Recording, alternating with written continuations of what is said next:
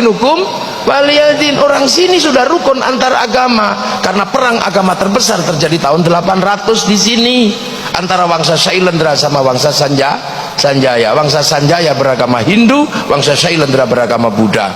Sampai Raja Hindu takut menjadi raja, Panukuh pergi ke India. Di India belajar ilmu arsitektur, pulang dikenal dengan nama Resi Gunadarma. Yang Raja Sailendra bernama Garung bergelar Smaratungga, anti Hindu. Tapi begitu menang perang, dia putus asa karena mau bikin candi, nggak punya arsitek. Maka arsitek yang disuruh bangun adalah orang Hindu yang bernama Panukuh. Lahirlah candi Hindu, candi Buddha, nuansanya Hindu yang dikenal dengan Sambara Budura, Borobudur. Makanya kalau ada yang mengatakan Borobudur tinggalan Nabi Sulaiman, tertolak dengan teori itu. Kenapa? Karena Nabi Sulaiman berada di tempat yang namanya Ardul Muqaddasah, dan Ardul Muqaddasah bukan Sleman. Maka tidak usah sok Nabi Sulaiman dari Sleman. Iya, saya nanya jin yang paling tua bukan.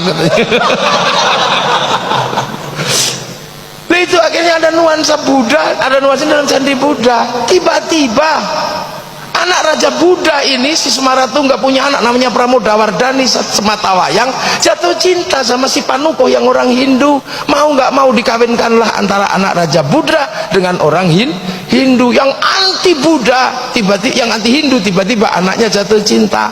Makanya yang kemarin 0102 jangan terlalu serius, jangan-jangan anakmu saling jatuh cinta.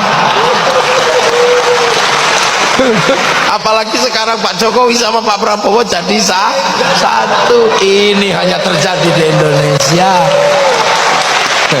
Gak usah malu, gak usah malu, gak usah malu. Yang kemarin mau jihad, mau apa, gak usah malu.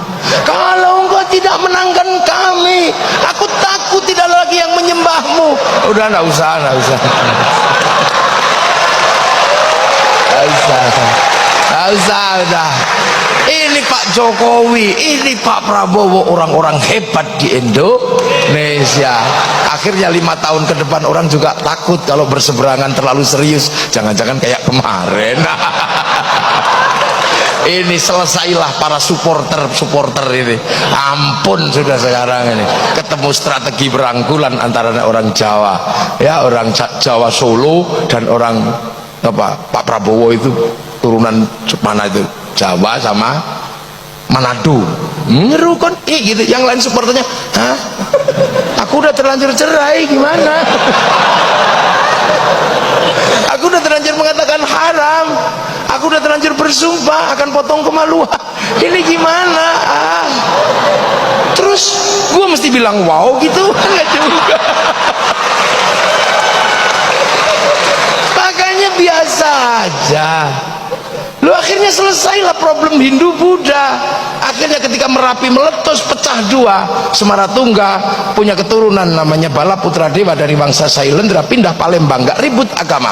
Karena makanya Sriwijaya jadi besar. Sindok pindah ke timur bangun Wangsa Isyana, menjadi Kadiri sama Doho, lahirlah Singosari, nggak ribut agama. Pada zaman Majapahit, di zaman era Brawijaya, bangsa ini dirukunkan dalam satu kerukunan besar namanya Bhinneka Tunggal Ika. Setelah itu saling jaga, Hindu jaga Buddha, Buddha jaga Hindu.